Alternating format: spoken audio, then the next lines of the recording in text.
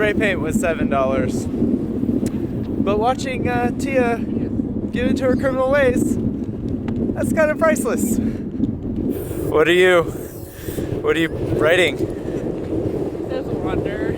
Oh, that's cute. I kind of got paint everywhere, but this is fun. I've got like a rush. So there's a line of old Cadillacs right outside of Amarillo. Cadillac Ranch. Cadillac Ranch, and you're allowed to just spray paint on it. You just have to bring your own spray paint. Look at how much paint is on these things. It doesn't even look like there's a car under there. It's so squishy, and it's kind of cool on the ground. The ground is covered in the paint cast until it's buried underneath. It's like, I haven't seen anything like this before, but this is fun. I love this.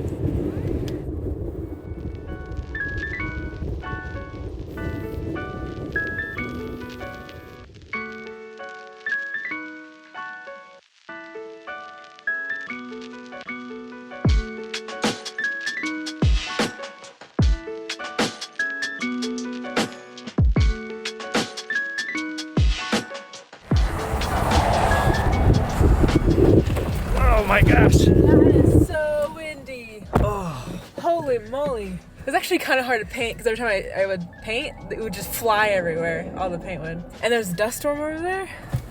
Oh. Map time? Map time. We are currently just west of Amarillo in Cadillac Ranch. In a few miles, I think we're gonna hit the halfway point of Route 66. Oh, that's like almost 1,300 miles. I know. So that's our next stop, and we're gonna cross into New Mexico today and hit Tucumcari, New Mexico. Yeah, should be a pretty easy day.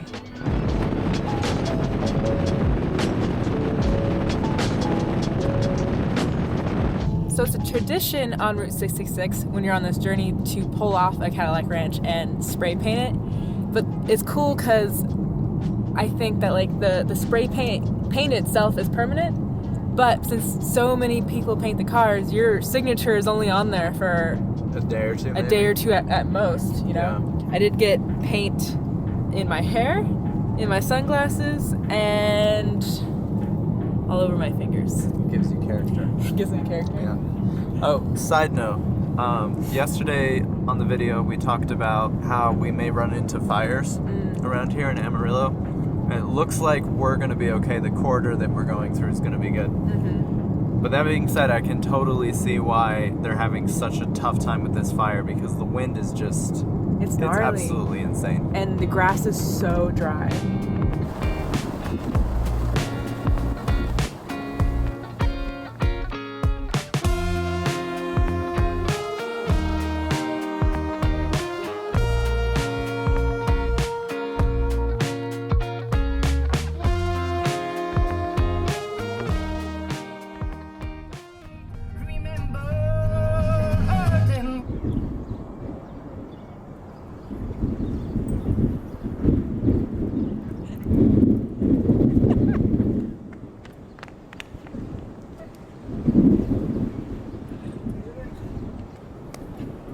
$1,139 miles to Chicago that way, and 1,139 miles to Los Angeles. It's crazy to think we've been on the road for a week now.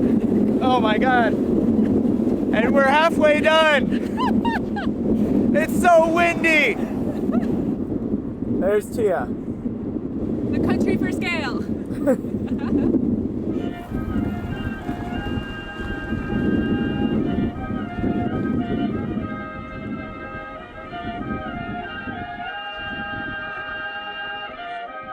That was Adrian, Texas, the official halfway point, and their sign said that their population is 165 people. It seems like the further west we're going, the towns are getting smaller and smaller and way more spaced apart. What do you think? I would definitely say it's getting prettier. Yeah. Like this is starting to turn into the Route 66 that I think a lot of people read about or or they see pictures of. The further west we're going, the more representative of that it's getting. I have to say this entire trip has not been what I'd expected at all. After 3 years of traveling, we've heard so often from other travelers the negative aspects of America and how this country's falling apart and how much division there is in America.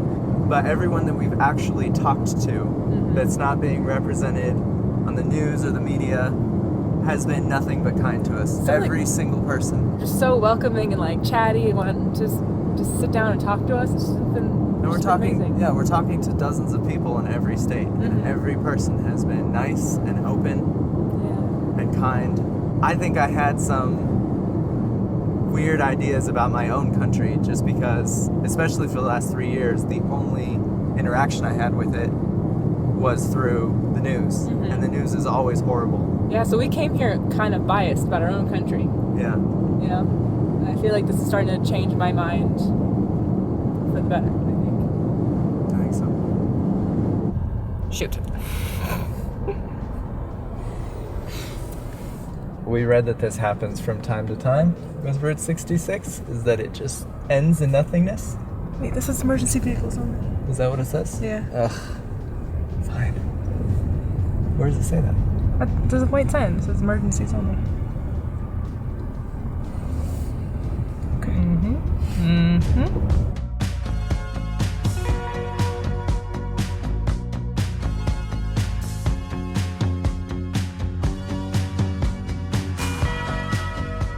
Like just a few more feet until we hit New Mexico. I don't think there's a sign or anything. Oh, the pavement is a different color. Okay. All right. We're about to enter New Mexico. There it is. There it is. It is. I touched it first. I touched it that first. doesn't count. My hand was way out first. Oops.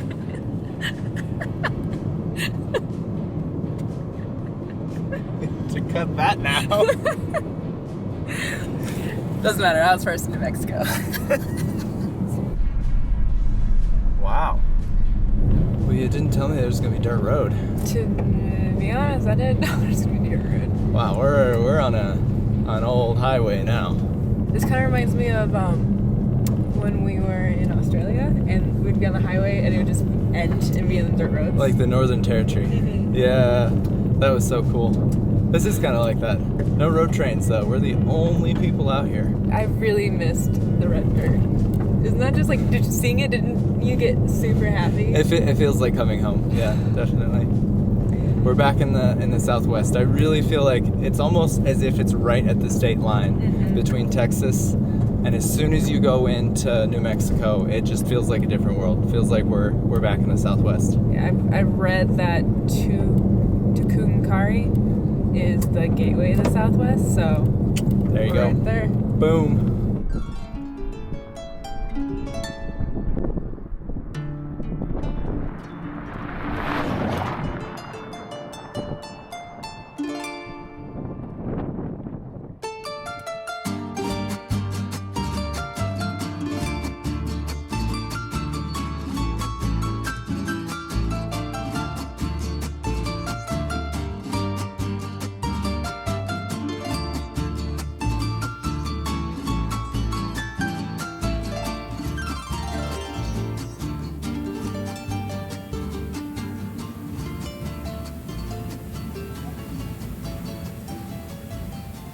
We just had dinner at Kick's 66 and had the biggest burrito. And they smothered it in enchilada sauce. Oh my god. Green sauce is really good here. We were noticing that there are a ton of old buildings in this town. And a lot of like neon lights. So we figured as the sun is setting here, we would just kind of slowly drive through and show you guys what one of these old towns look like at night. Okay, the first one is called, what's that? Blue Swallow Motel. I've heard that one. This one's really famous. Oh my gosh, it's so pretty. Oh, love it. Love the lights. That one's also kind of expensive. I think it's $109 a night. And we're staying like off the main strip for $69 a night. So the themed motels are a little more expensive, but they're pretty cool to look at. Oh, here's another one. It just looks like old, classic America. I love it. And turning around again, because it's a pretty small town. We keep missing all the buildings in one go. It's a Palomino Hotel. That one's really cool. I love how big that sign is. Anyways, we thought you'd kind of just show you guys what these places look like at night. They light up in a pretty nice way. Mm-hmm. I will say though, full disclaimer, for every cool neon building, there's maybe 2 or 3 buildings that are, as best we can tell, abandoned. Yeah, back in the day, there were signs advertising for Tucumcari that there were 2,000 motel rooms. And I read a statistic that there are around 1,000 left. So it was cut in half. Yeah.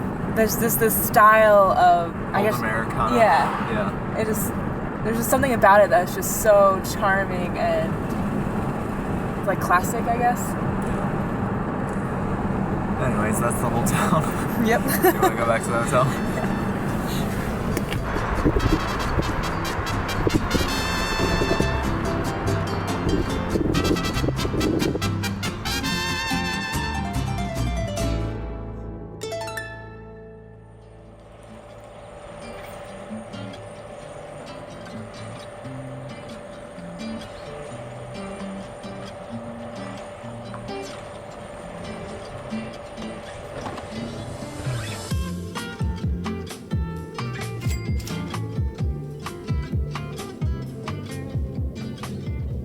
Morning everyone from New Mexico. Today we actually have a bit of a choice because there are 2 wildly different routes on Route 66. So let's key you guys in. So we started here this morning at Tucumcari. About 40 minutes up the road, which is where we are now, Santa Rosa. At the end of the day we're ending up in Albuquerque, so we can either go straight there, or there's a detour which takes an older section of Route 66 that goes up here, hits Las Vegas, the New Mexico version, goes over to Santa Fe, and then comes back down to Albuquerque. I did the navigation part. Yay! I did the gas part. I'm stuck in the dark. Oh no! Are you okay? Yeah. So what do you think? Are we going straight to Albuquerque, or do you want to go up to Las Vegas? I want to go the pre-1937. Yeah. It's the older one. Okay. I think there's some ruins I want to see. That's what we're doing then.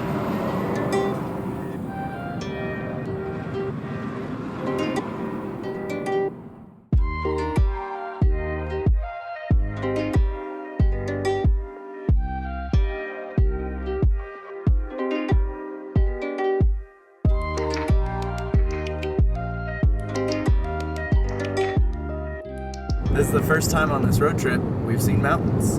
And I gotta say, it's super refreshing. We haven't seen mountains since New Zealand. Yeah, when people said that the Midwest was flat, like, it's really flat. Very flat, yeah.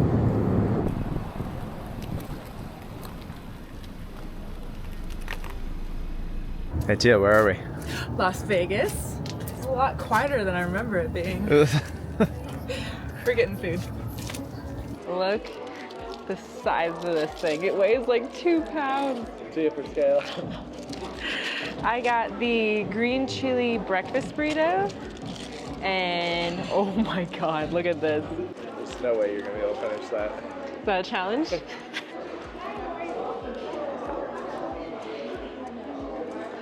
That's so good. Oh my god. Wow, it's like a little spicy, and they put fennel seeds in it. I don't think I've had that in my burrito before. And there's breakfast sausage and chilies and beans. I asked for no cheese, so there's just a lot going on in here. And this is so good. The best way to start your day is with a 2-pound burrito, am I right? This place is called The Skillet, and Las Vegas, New Mexico is not actually on Route 66. We did a bit of a detour just for this place. I read this place as some of the best Mexican food around. You gotta have green chilies apparently when you're in New Mexico. So I got the green chili pork burrito. And it's probably gonna feed me for the next couple days.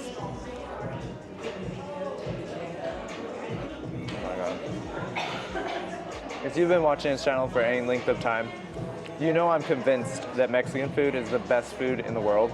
If you ever do Route 66, please come here. This is so good.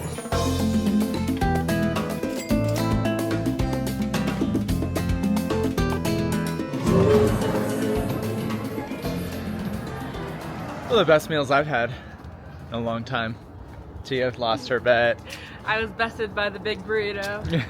That's fine. You can't have any of my leftovers. I know you're gonna be eyeballing them. Let's see. So, New Mexico, of all states, I don't think you'd think this, but New Mexico of all states has some of the oldest buildings in the United States. So, little history nerd over here. We're gonna go. Go see some old stuff.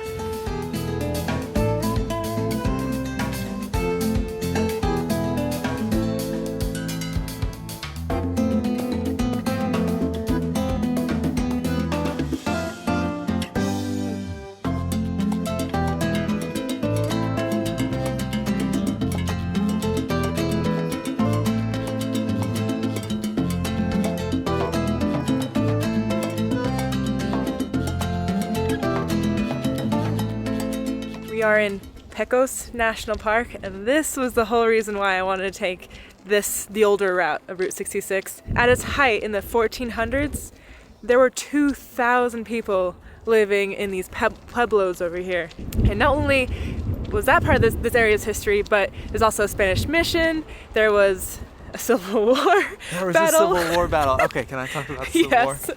All right, so I didn't realize there's any battles in the Civil War in this far west in New Mexico. But so basically what happened was a Confederate general wanted to enrich the Confederacy, and so they invaded New Mexico from Texas, and some volunteers in New Mexico and some angry miners got together and just like screwed up the whole Confederate scheme and kicked them out. So there's just the one battle here as far as I know. And that ended their plans, but I thought that was pretty cool.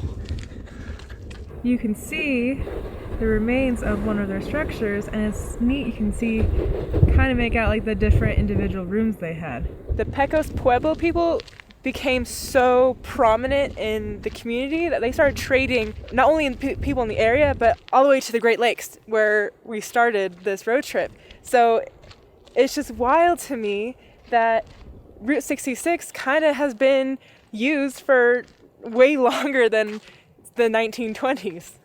You're so cute. Isn't that amazing? That's pretty cool. They found seashells from the Great Lakes here. Did they really? Yeah. This was not a Pueblo structure, but a Spanish mission. The downside of them being the biggest group in the area was that it attracted a lot of the Spanish conquistadors' attention. And they came and they conquered.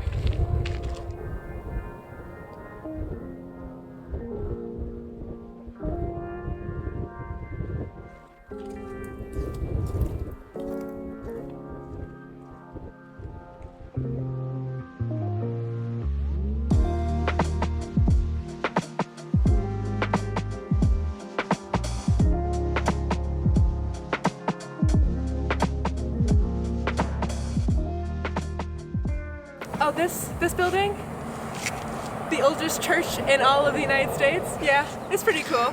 You're such a nerd. Do it for scale. There she is. There's Tia. Oldest church in the United States. 1610. Not bad. And then right over here, The oldest house in the United States. Come on. Wow. Stucco ages kind of well, huh? yeah, it does. Check it out. Oh, I thought that was the wind. So we're in Santa Fe. Hands down, the most charming place. I've never been here before, but like we were walking around and it's just, I don't know, just something about it. It's the nicest looking town that we've seen on this whole trip, and it's not really even close, I would say. This place is gorgeous. But we were here for a reason. Not only the old things, but I haven't had a sweet thing in like a week. You could just say it. Tia wants to get churros.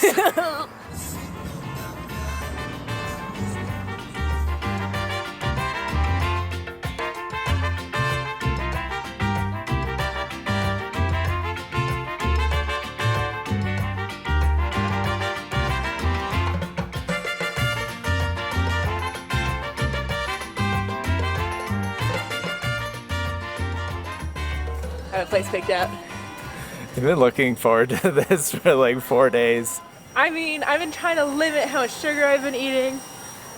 So I've been saving it for a moment like this. For a moment like this. My dad actually lived in Santa Fe for a few years. When I was much younger, I used to visit him on the weekends. I don't really remember anything specific about this city, but I do remember it seemed like such a sprawling metropolis back then. It seemed like the biggest city in the world. And this place is actually kind of a small town. What is it, like 80,000 people? 87,000 people live in the city? That's weird how things like that change when you grow up. I'm casually leaning against the car because the ticket meter, we ran out of time, and I think if I'm standing here, it kind of, we have plausible deniability of us like just leaving, right? A straight normal churro seemed too boring, so I got this. It was $8. The city's very It expensive. is, but worth it? No. So it came with churros covered in cinnamon sugar, Nutella, powdered sugar, bananas, and strawberries.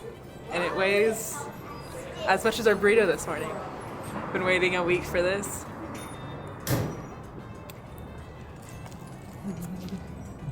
We're gonna call it here, guys. Thanks for coming with us today. And we'll see you guys on the next one. This is what we do to get the shots. I really appreciate his dedication. And I also appreciate that he's the one that does these when I can stay in the car. Get it? Yep. And again.